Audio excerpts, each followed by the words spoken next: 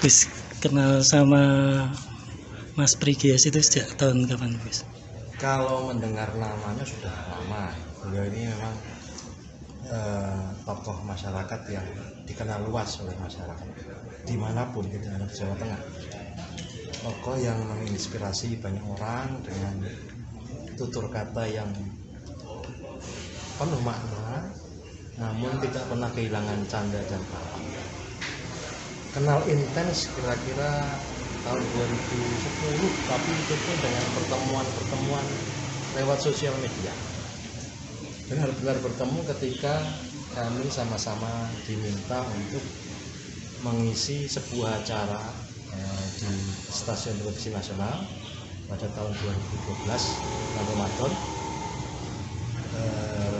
bertajuk Humor Sahur. Ketemu pertama secara jasmaniah itu di studio stasiun televisi tersebut dan langsung akrab. Memang pembawaan beliau itu sangat hangat ya kepada siapapun, dan tanpa rapat berkepanjangan yang berbelit-belit kami langsung keesokan harinya memulai produksi. Dalam 2 hari kurang lebih menyelesaikan 30 episode.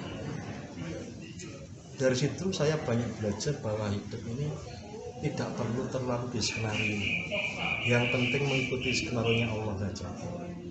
Kami bercakap-cakap dalam siaran itu tanpa skenario sama sekali, tanpa teks, tanpa plot, tanpa pesan sponsor apapun.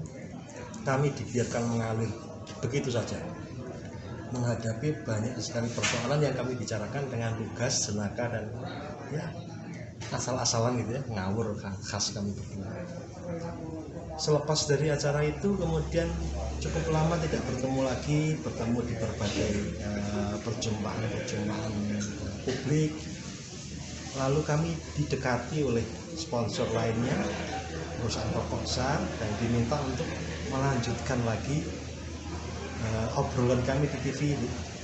Karena ternyata brand senior manager dari sponsor rokok ini juga mencintai siaran kami, jadi meminta secara khusus. Lagi-lagi kami diminta untuk mengisi acara, membuat acara, memproduksi acara tanpa supervisi sama sekali, tanpa pesan sponsor sama sekali. Harus begini, harus begitu, itu tidak ada rumusnya. Tanpa skenario, tanpa tema, tanpa teks, tanpa janjian, mengalir begitu saja. Sudah berjalan kira-kira 2 tahun, masuk tahun ketiga insya Allah sebenarnya tahun ini. Dari kedekatan itu saya merasa seperti menemukan kakak, kemudian teman akrab, kemudian guru yang rela untuk menerima apapun keadaan saya. Saya ingat betul Mas Pri yang pasti juga banyak duit itu memberi saya tiap kali saya sowan gitu, memberi sangu.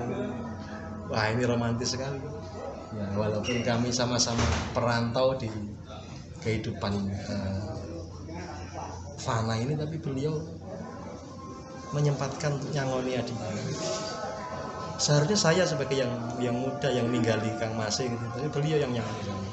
Romantisme itu akan saya kenang terus, dan banyak sekali obrolan yang menginspirasi, yang ketika saya selesai syuting dengan beliau kemudian berhadapan lagi dengan layar komputer untuk menyunting obrolan kami, saya lagi-lagi tertawa-tawa terpingkal-pingkal, nonton lagi ketawa lagi sambil menyumpahi kebodohan Mas Pri yang pintar sekali, menyumpahi kebodohan Mas Pri yang cerdas sekali. Ini orang jenius ini, gitu ya.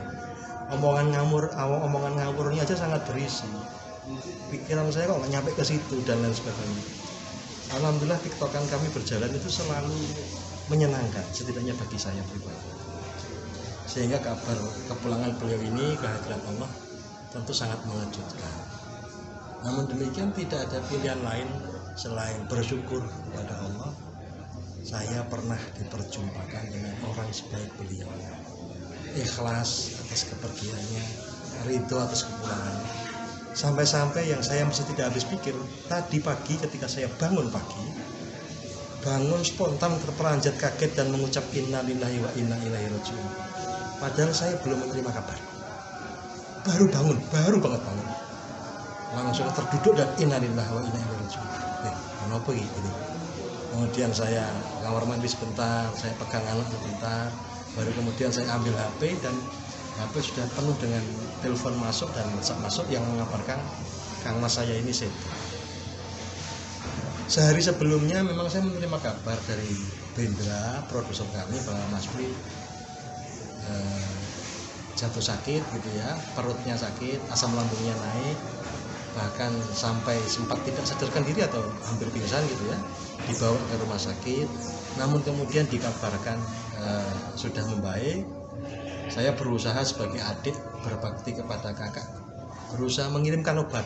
Sebenarnya nggak tahu ini kiriman saya sudah sampai atau belum.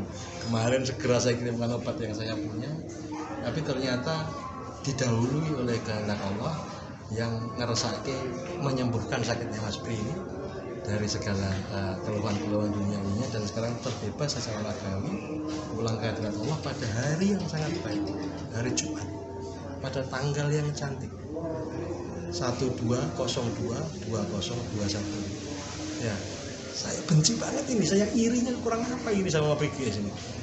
Beliau sedo saja masih main tanggal cantik. Ya, beliau sedo saja masih mengajarkan betapa angka-angka ini batasan, dan dari batasan kita itu kita bisa saling bercermin diri. Angka 1202 12 Februari tahunnya 2021 ini kan semacam cermin, dibolak-balik seperti apapun, yang satu itu ya dua, yang dua itu ya satu, tapi semuanya nol dan lain sebagainya. Dan saya merasa di akhir hayatnya pun Mas Pri masih memberikan pelajaran yang sangat cantik di hari wafatnya pada tanggal cantik, pada hari yang sangat cantik. Ini wali ya. Saya merasa kalah berkali-kali dalam hal berlomba berbuat baik dengan Mas Pri, dan tak tahu harus bagaimana mengejar beliau, karena beliau sudah sampai di garis finish dan saya masih pertengahan lagi, tengah jalan. Jadi terima kasih atas perhatian dan doa-doa terbaik dari teman-teman semuanya. Insya Allah Mas Pri husnul khotimah, mohon dimaafkan segala kesalahannya, semoga diterima seluruh amal baik dan ibadahnya dan dipeluk Allah di sisinya di surga yang abadi. Terima kasih.